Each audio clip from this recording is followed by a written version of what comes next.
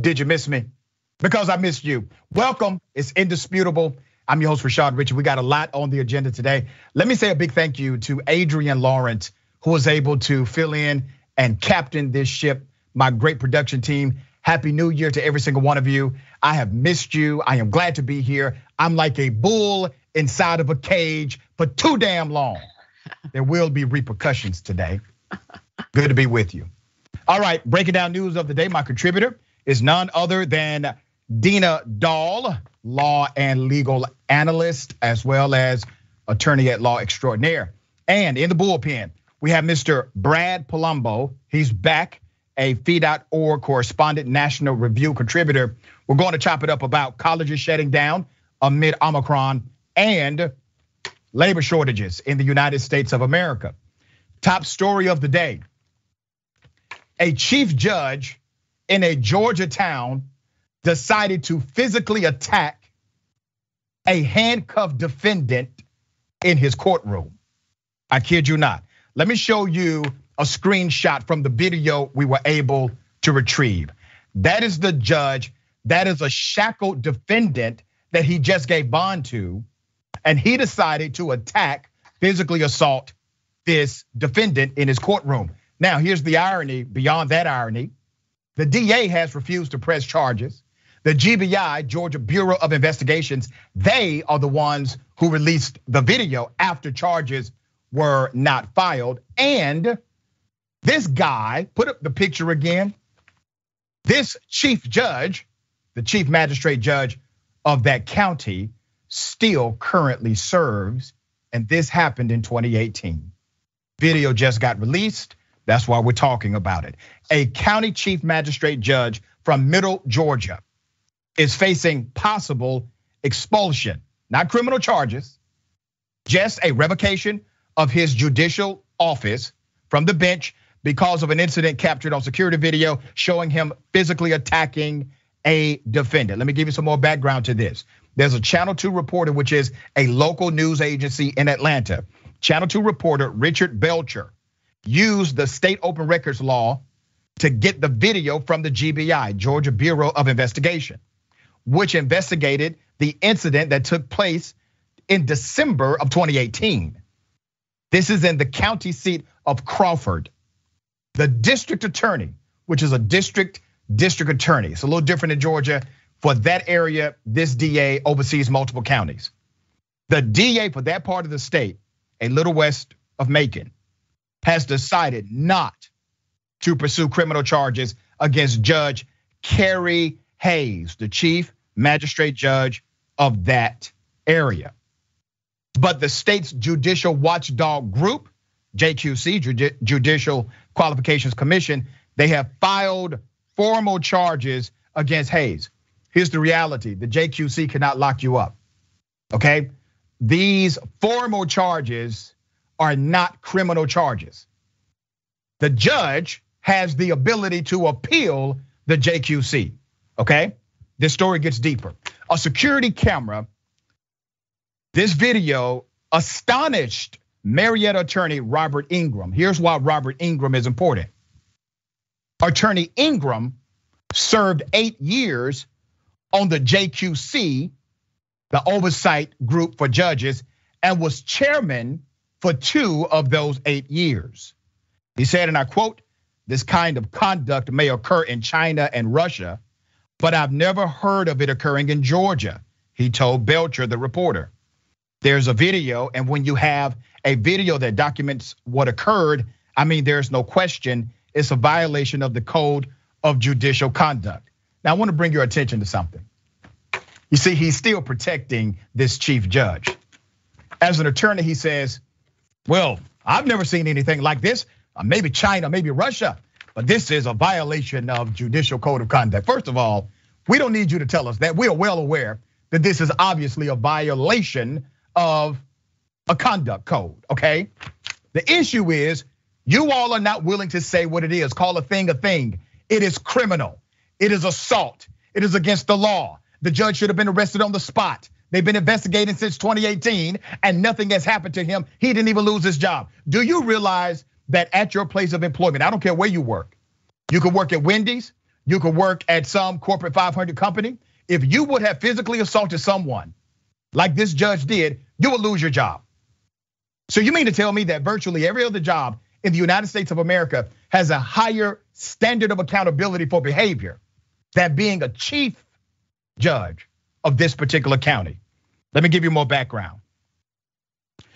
So this former chair of the watchdog organization, Judicial Qualifications Commission, said, in almost 40 years, I have never seen or heard of a judge leaving the bench to physically engage a litigant or an inmate. In this case, the person was both.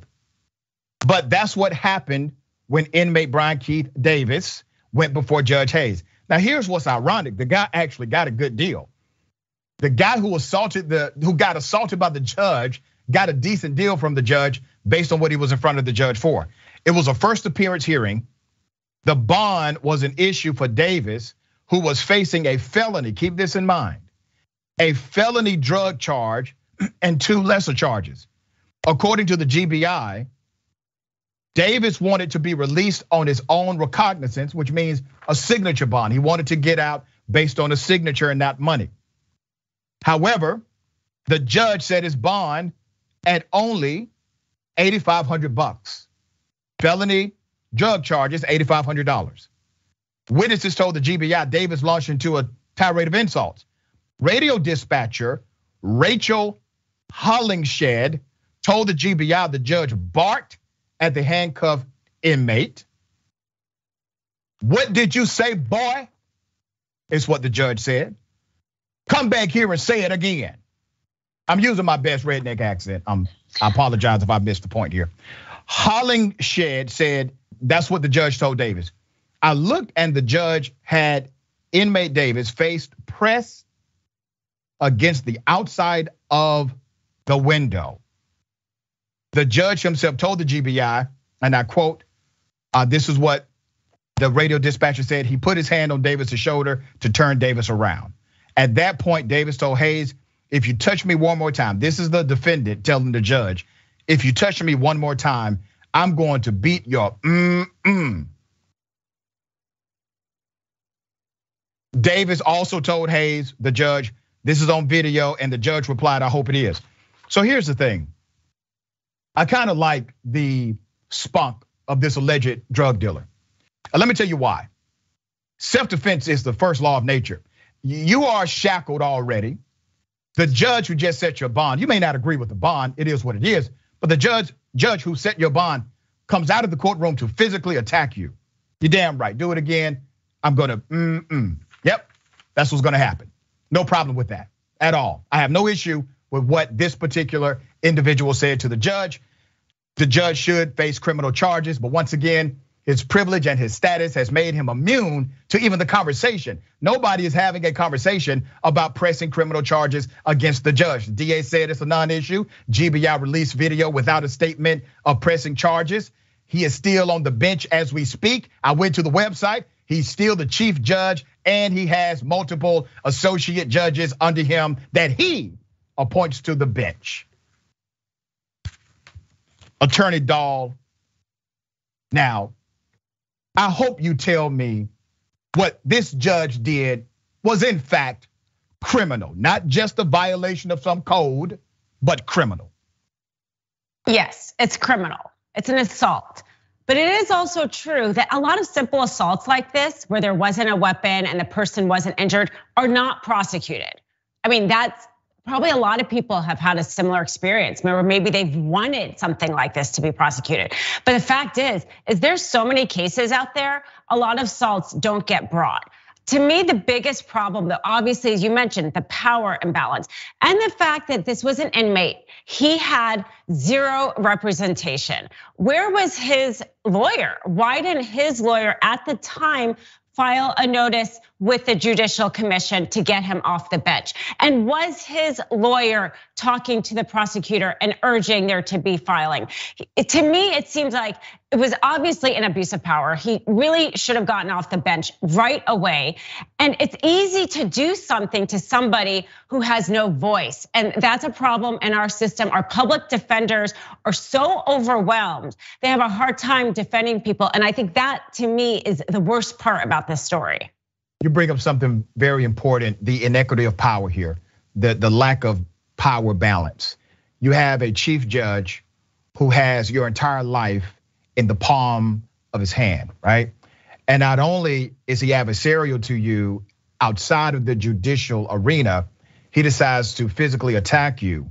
Now you're involved in the justice system where that judge is still on the bench, that judge hires other judges, and that judge has influence with probably many of the judges, if not all of the judges in that circuit. And you are bound now by the decision of judges after one of their own has decided to physically attack you. It's insane. We're gonna continue to follow the story until the judge is properly charged.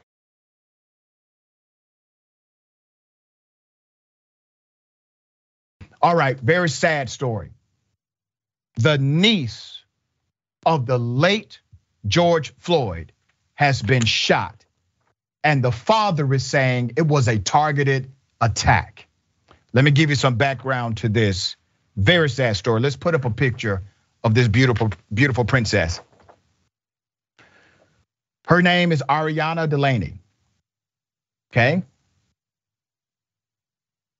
George Floyd's 4-year-old great niece, Ariana Delaney, was shot at night while she was sleeping in what her father claimed was a targeted attack, okay? The father is saying this was a targeted attack.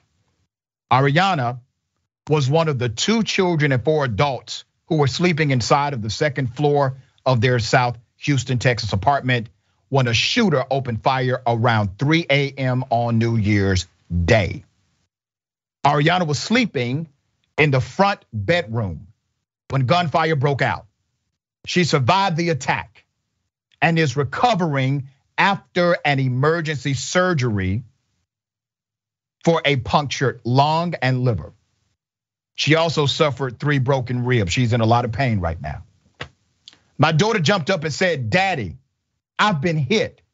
Imagine a 4-year-old child having to say that, even knowing what that phrase means. A 4-year-old little girl gets up and says, "Daddy, I've been hit."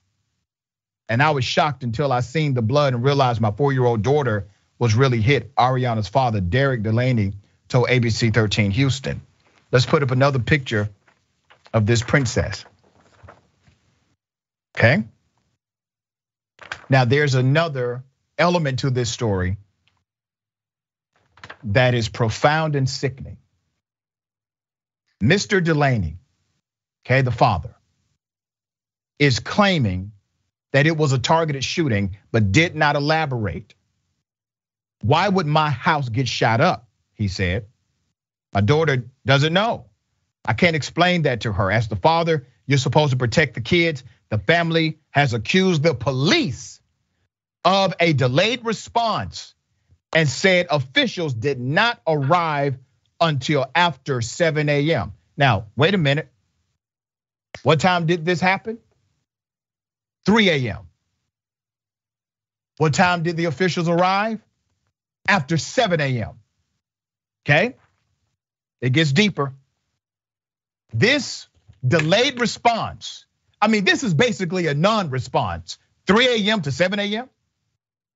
This so-called delayed response is so egregious that it is now being investigated by the Houston police.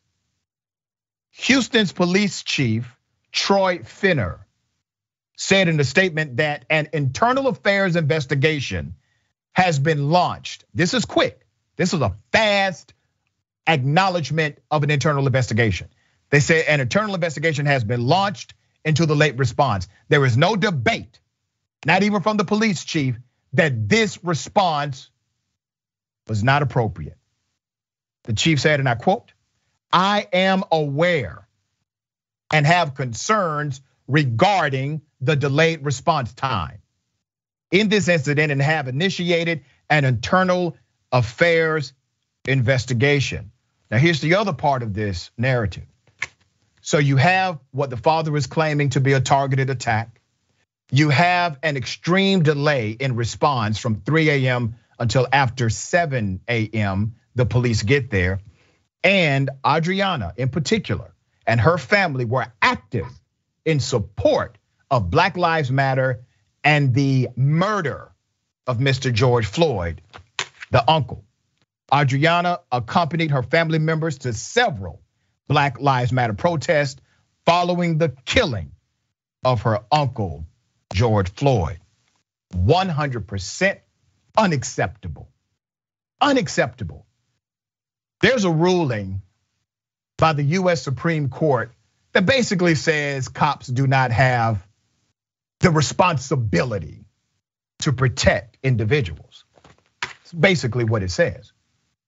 In this situation, not only does it seem ironic that this family had bullets go through their home, the response of a delay, extreme delay by police, compounds it.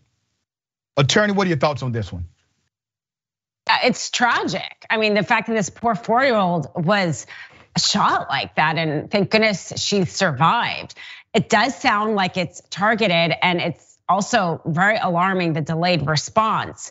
I imagine the paramedics came earlier, or maybe they drove her to the hospital. But the fact that the police didn't initiate an investigation, I mean, 4 hours is a long time to wait to collect evidence. Yeah. Thank goodness they did this internal investigation soon. That's what I feel like we've been advocating a lot on this show is like self-policing the police. So good for them for doing that. And is this an example of the fact that the police knew this was George Floyd's family and kind of was contributing to this target? Or is this discrimination? And is this how the police treat, maybe Black families in the area? I don't know, but whatever it is, I hope they get to the bottom of this, because there probably is inequity even in how police respond, maybe to calls, 911 calls.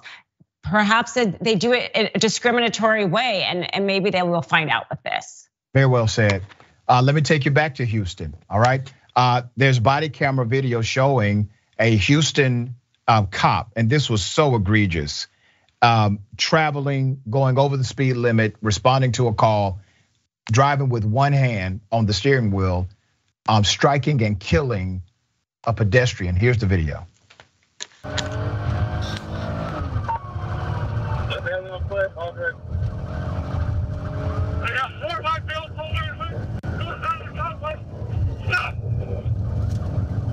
All right, currently enter on foot. We're looking.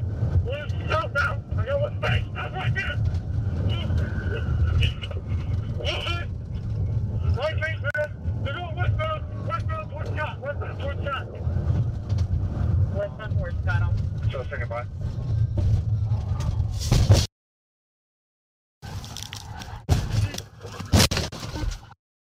Yeah. We're gonna be going north.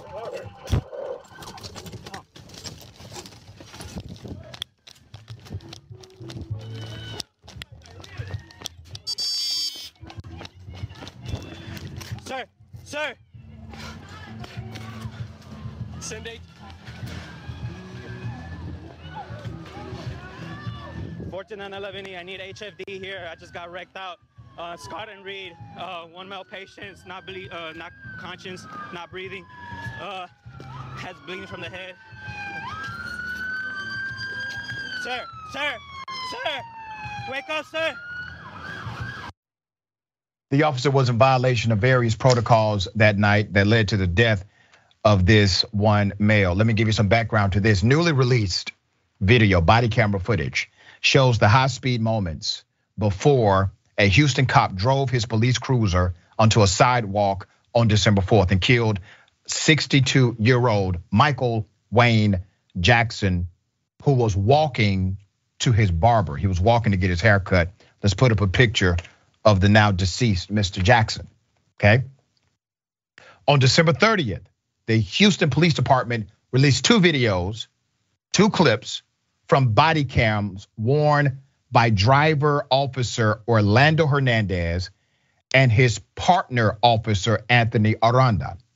Both officers are 25 years old with fewer than 5 years on the force and currently are listed as active duty according to an HPD spokesperson. Okay, here's a still from that body camera. If you notice, you have to pay close attention. You see the arm of a black male. Well, that's the black male that this officer has killed, okay? The body camera footage reveals Mr. Hernandez was driving with one hand, was going well over 80 miles per hour in violation of all protocols, and it was raining. Hernandez at times drove the 6,300-pound Ford police car between 80 to 100 miles per hour. This was down Reed Road. That's according to the evidence we have from the speedometer, okay? Traffic on Reed Road is limited at 40 miles per hour. The cops were driving with lights and siren activated to help another officer apprehend 5 individuals allegedly involved in the carjacking who reportedly fled on foot after the short pursuit. The road was wet. The windshield wipers were on, and all police protocol points to you have to get to your destination while preserving the safety of citizens en route. Every protocol says that. But as I told you before, if your policy does not equate to the culture will eat policy alive every day. The right thing is put on paper, but the wrong thing is done by behavior, okay? Jackson was walking west on the sidewalk in the 4100 block of Reed Road near Scott Street as the cruiser approached from the east around 5:40 p.m. Several cars were stopped at a red light at the Reed Road and Scott Street intersection. As Hernandez sped toward the intersection, video shows the officer turned the steering wheel nearly 180 degrees to avoid colliding with other cars. The cruiser slid slightly right, jumped the sidewalk and hitting Mr. Jackson before slamming into a dumpster bin in a nearby parking lot. That dumpster bin likely saved the lives of other individuals, okay? Jackson's brother believes that the officers driving was completely the reason why his brother is dead, the driving, nothing else. And I agree, okay? These individuals did not have a lot of experience. They did violate protocol, and now you have this. Somebody dead who was simply trying to get a haircut. That could be anybody. That could be me, I get a haircut. That could be me going to my barber, walking across the parking lot, and somebody who has significant position, authority, and control in that moment, violating their own policies and killing me or killing you. There is something called gross negligence under the law. Reckless disregard for life. Attorney, what do you see in this case legally? It's really tough to hold police or any emergency responders liable for accidents because they're allowed to be exempt from traffic laws when they're responding to an emergency. So it's really gonna come down to the details that will probably still come out. Did they put on the brakes and slow down before entering the intersection? That would be reasonable. It's okay to maybe lose a few seconds responding to an emergency. Or did they not? They were trying to avoid a collision with other cars, but if they were just speeding through the intersection, that's unreasonable. So it's those kind of nitty-gritty details that are gonna end up being important. But it is gonna be a tough road.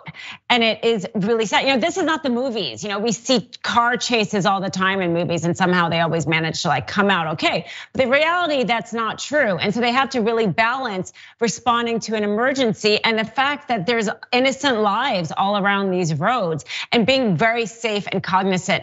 There were several cars responding to this. It would have been okay to delay a few seconds, especially in the rain, and make sure it was okay for him to cross that intersection before they did that. And here's the visual in my mind, attorney. This officer is driving with one hand on the steering wheel like he's going 20 miles per hour and the weather is perfect. The weather is bad. He's driving 80 to 100. It's a street where cars and people are. And he does not take that into account. All right, we got more on the other side. It's indisputable. Stick and stay.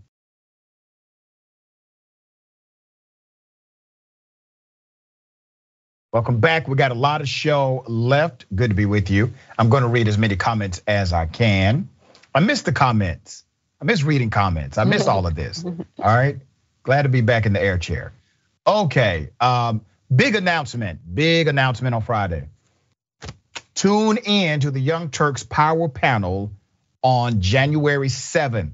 All right. Mark that on your calendar to find out what we've got in store for you in 2022. I'm so excited about this announcement. I want to tell you in advance, but I can't. I'm trying to get clearance. All right, stuff around here can sometimes be G14 classified. We got a big announcement on Friday, okay? So just make sure you tune in. Twitchuation Room with our sister Francesca, Wednesdays at 4 p.m. Eastern Time, 1 p.m. Pacific Time on Twitch. All right, twitch.tv/TYT. She will break down top stories of the week, interact with you, and be very engaging and enlightening and funny. She's remarkable. Okay, let me read some of these amazing comments. Just Be Anti-Racist says, we missed you too, Dr. Richie. Some may not want the truth, but we know you're gonna give it to them anyway. Thank you for that. Colorado Blue Blazer regular. What's going on? Adrian looks quite different today. Well, I guess you don't miss me like Just Be Anti-Racist misses me. Adrian did a remarkable job, all jokes aside. I'm so thankful for our dear sister. And I'm thankful for the entire production team because we had to get through some ups and downs and we made it. All right, Just Be Anti-Racist also says the judge should be recalled, arrested, and removed and made to repay his salary, the taxpayers in Georgia from the day he attacked the handcuffed man. That would be an interesting penalty. Definitely appropriate, it fits. Mickey C. the Silverhat Dragon says physically attacking the defendant wasn't his first offense. His first offense was calling him boy.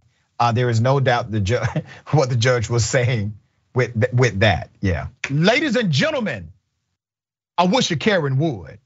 You want to call the police on them for having a barbecue on a Sunday? I feel free. Back off! I'm going to tell there's an African American man threatening my life. I don't know who the are you talking to? I'm working. Yeah, you work here. Are you the manager? Are you the owner? Or you started running your mouth because I asked her that I said we weren't done eating yet. I am literally working, and this is I don't give a bitch.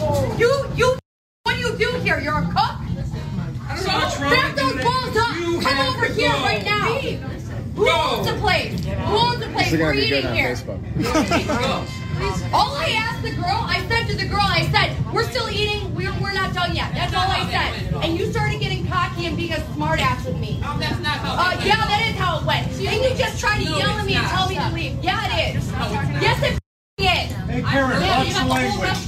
What did you say? You heard me. Karen? Yeah. You're literally ruining. Bitch, why don't you never eat again because you weigh 500 pounds? Like, fat bitch.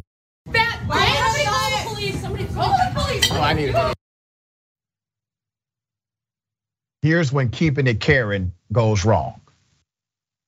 I didn't do anything. I didn't do. What are you doing? I didn't do. What am I doing? I didn't do anything. Oh, Karen, you did something. You see, when they told you to leave and you refused to leave and you continued to be a disturbance to them and the rest of the patrons of that establishment, you establish yourself as a criminal committing criminal trespass. They gave you adequate warning, and your job at that moment, once you received the trespass warning, was to make reasonable exit to leave. Reasonable. You didn't have to move fast, but as long as you were moving toward the door, they would consider that to be reasonable. You did none of it. You actually sat back down, okay? Dina, attorney at law. Sometimes keeping it Karen goes horribly wrong for people. Yes. She did violate the law, correct? Yes, right. You're dead on the trespassing. You know, in this situation, it was really interesting. The one other highlight is that there was an anti-Karen off camera, and the anti-Karen called her Karen and just told her to watch her mouth. I assume there were probably children there, and this guy says, "Listen, Karen, watch your mouth." And then, that didn't work.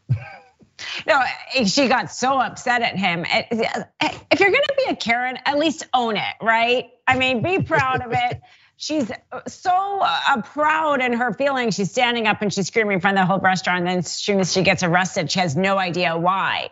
Yeah, I think if you're gonna act this badly in public, you should have enough self-awareness to know that's what you're doing and be willing to own it. I'm waiting for the Karen moment, the Karenicity saga, where Karen keeps the Karen all the way through.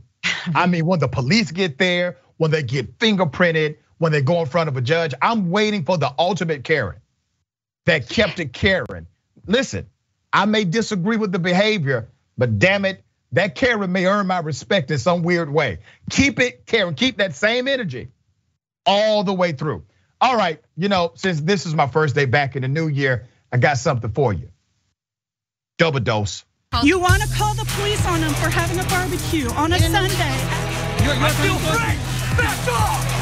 I'm going to tell them there's an African-American man threatening my life. 911, what's your emergency?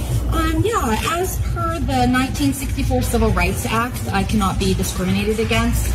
I do have a right to be able to breathe O2, not CO2, and I am being discriminated against right now at a store. It's called Bones and Scones, and I'm being discriminated against because I'm being told I need to wear a mask, even though I have a religious exemption right and a God-given right to be able to breathe O2. I thought it was a medical exemption. Yes, medical exemption too. It's all under the same topic. They close in 6 minutes from now as well, and I'm just here to buy a couple of items. So I don't know if this is going to turn into a whole long thing when I'm just here for a couple of items. If you need them so badly, why not just put on a mask? It's so because easy. I won't wear a mask. Okay, that's your decision. Okay, yes. Okay, just try not to argue. I'm sorry. I'm going to No, I'll follow you. Okay? Yes, thank you. Thank you so much. There's also not one person in the store. They're about to close. Stores are actually accommodating people. Do they have a sign posted that is saying that they're... Right here. So right now, you can have the sign. That still doesn't mean... I mean, we're a private business with private rights. Oh, there's more. Here it is. Wide. Right, but it's also not a law. So I could actually, so you're one of the first people that I've called 911 who actually doesn't seem to understand that in the end, I'm actually the one with the rights. Even though it's mandated, it's not actually a law. It's based off of an emergency, state of emergency that we are no longer in. So. But it's currently a municipal code that is in effect. That's okay. I mean, you can say all you want. I do know in the end I have the right, and in the end, if I wanted to sue this gentleman, I could, and I will win. Okay, I'm going to send an officer out to you. Can you just wait outside, please, for me? I will wait in my truck. Here's the thing. What's going to happen is the gentleman is going to close his door because they close in 4 minutes. I drove all the way out here to purchase a couple of items. So what exactly should I do? Because I'd like to just walk on in, grab the items. At this point, if he's not allowing you in, he is the owner of the store. They have the right to refuse service to anybody. He's not the owner. Illegal.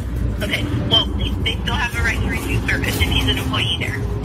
Okay, so then you could just let the officer know that I'm leaving and that... You don't want us to come out then? I don't want you to come out because all I really want is for you to support me, for me to be able to purchase a few items.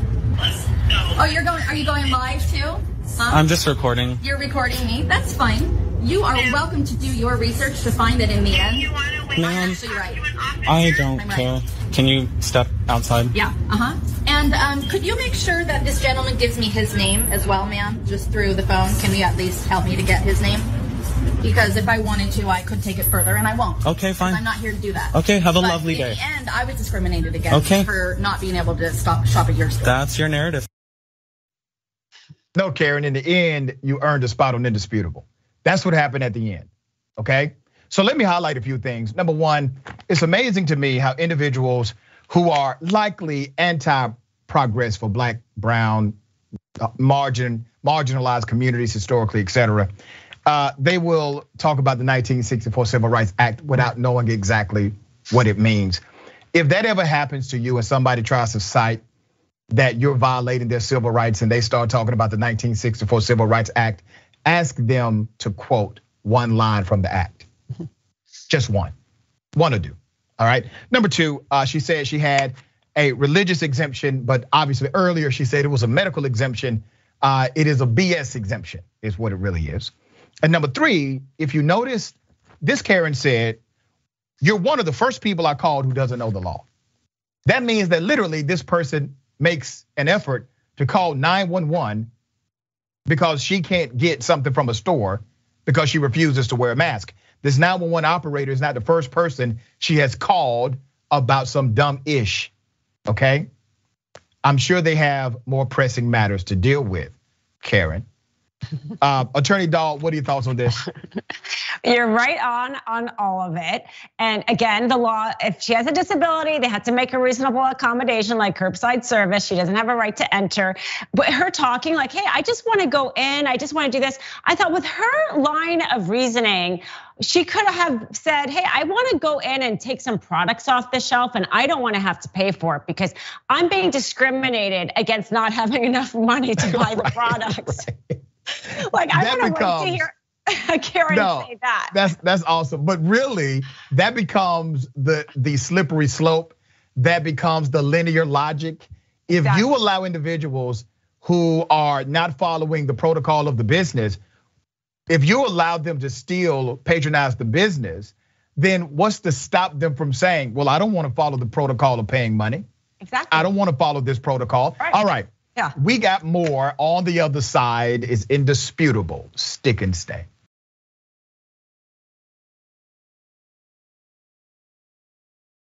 All right, welcome back. We got a lot of show left. Let's get to it. A lot of comments.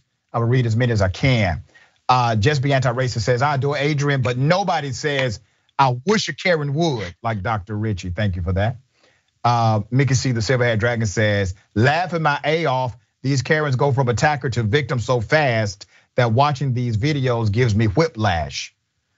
Greyhound Dragon says, I live for the double dose. Me too, actually.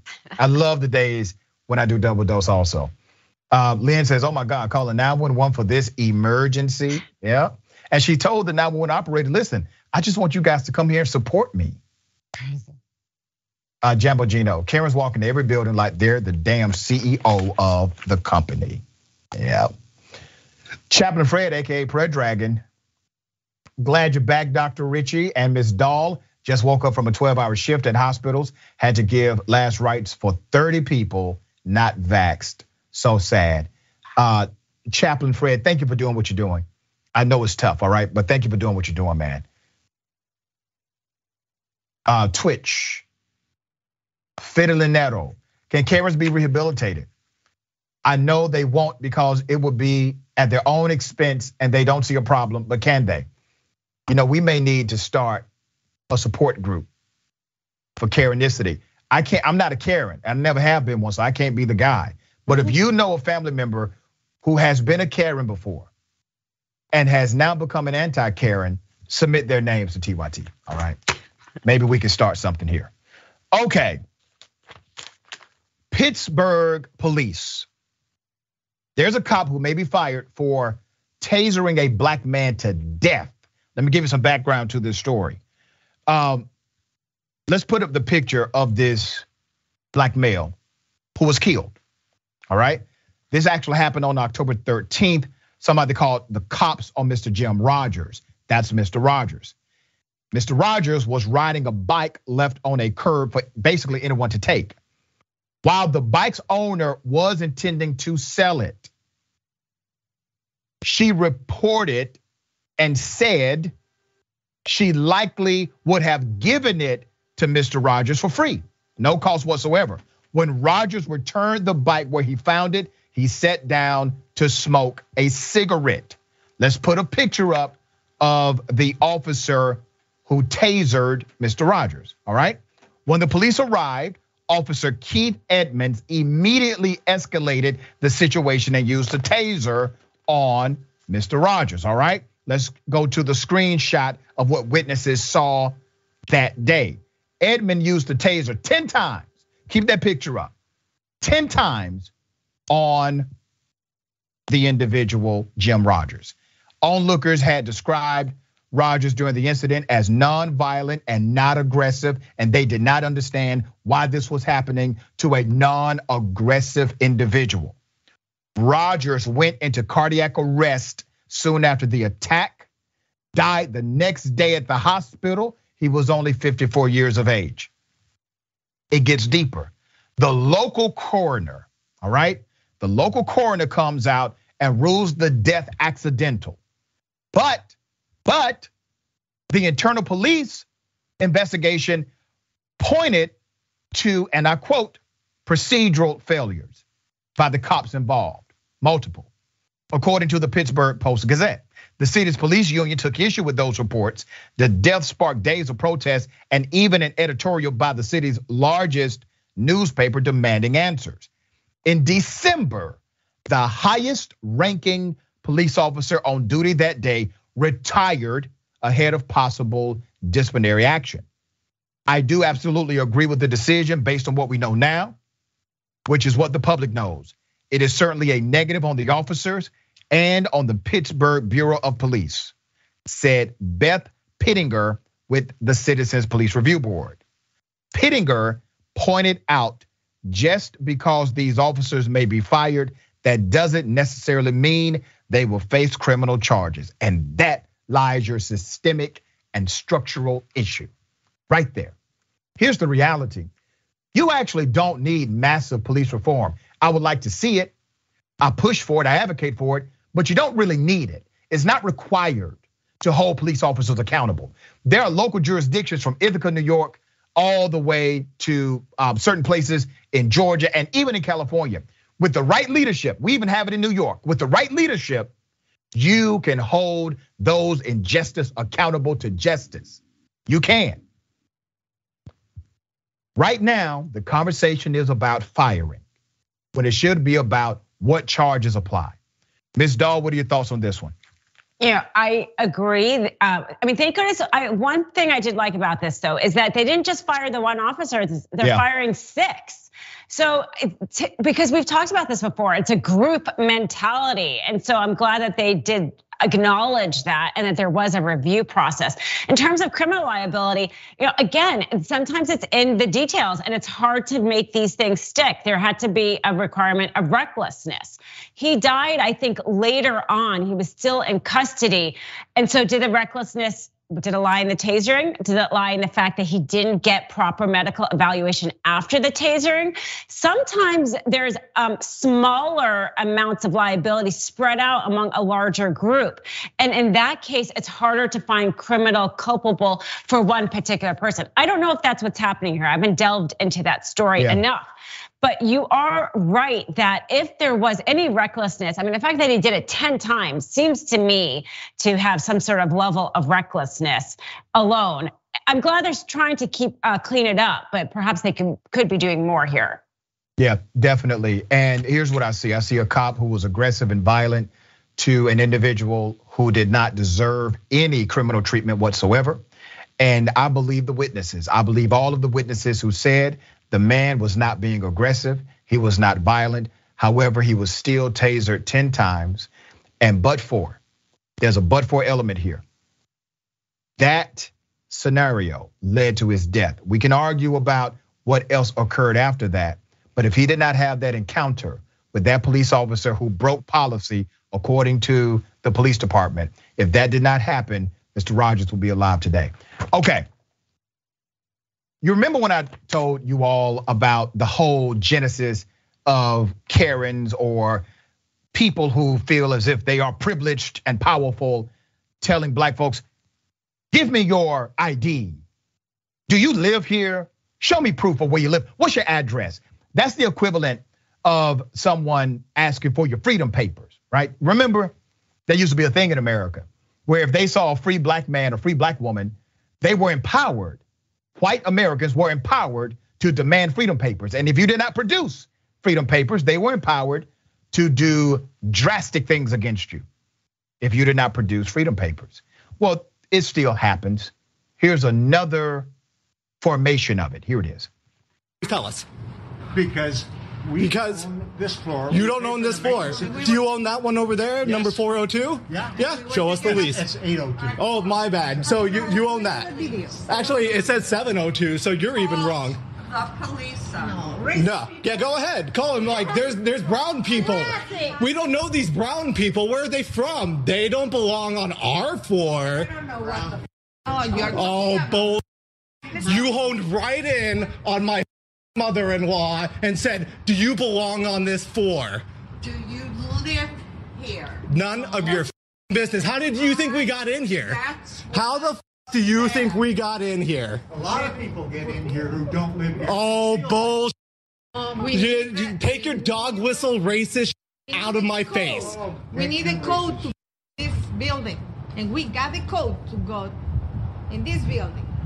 And the staircase are for everybody who lives in this building. See ya. Racist. Bye-bye. It's really sad that human beings feel compelled to explain why they exist, why they are able to be free and mobile. You should never have to explain that to anyone. In this situation, obviously, the white couple, they wanted proof of their ability, their right to be on a property that they live on. I'm thankful for this interaction because it highlights an issue that is America. This is America. This is in the fabric of American society. And we highlight these stories because we want to provide a mirror, a true reflection of the United States of America. And we also want to provide a mirror, not only for reflection, but for correction. We look in mirrors in order to correct appearance as well, not just to highlight it. Ms. Dahl, what are your thoughts on this? I mean, I think this is why I enjoy your show so much, is because it's an education. You cover so many stories regarding policing or just everyday people like this, to constantly remind us that if this isn't happening to you, doesn't mean it's not happening. And it's very important for us also, as we are in a society, and if we care about how other people are treated, we need to see stories like this, and we need to see them a lot, because that's a really sad thing that happened to that family. It's not unique. You wouldn't be able to do a show every day, if this wasn't happening all the time. But we need to see it because we can't turn a blind eye to it. Well said.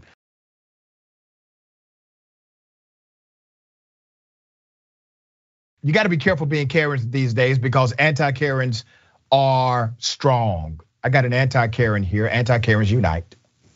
You screaming at employees in Walmart. Get out of here. That's racist. Yes, it is. No, it's not. The United States doesn't have an official language, jackass.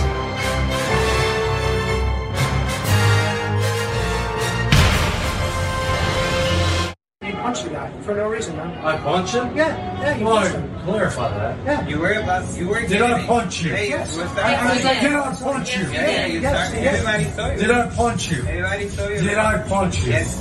Did I hit you? You didn't hit me, but you were. You guys want to qualify it? Hey. You better stop. Hey.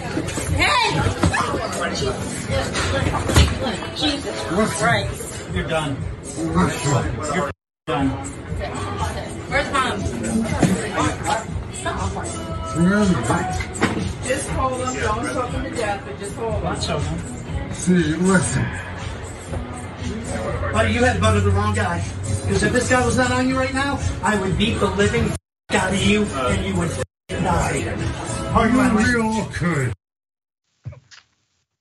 You gotta love the guy at the end that said, hey, if this guy wasn't on you right now, buddy, I would beat hey, hold me back. You gotta love it, all right? Anti-Karen here. Anti-Karen didn't say anything, wasn't talking, did not engage in argumentation, jump to action. I don't advocate violence. I don't advocate for violence. I do advocate for self-defense. This is what you call in the defense of others, okay? Perfectly legal in the United States of America based on every statute known to man. You are able to protect others who are being assaulted and attacked, all right? Dina Dahl, do you see any law being violated by the man who grabbed the Karen? No, and thank goodness he was there. We all need an anti-Karen like that around. Yeah, good stuff. All right, Ms. Dahl, always a pleasure having you on Indisputable. Tell people how they can follow you and check out your great work. Thanks for having me. So great starting the new year with you. They can follow me on Twitter, @DinaDahl1.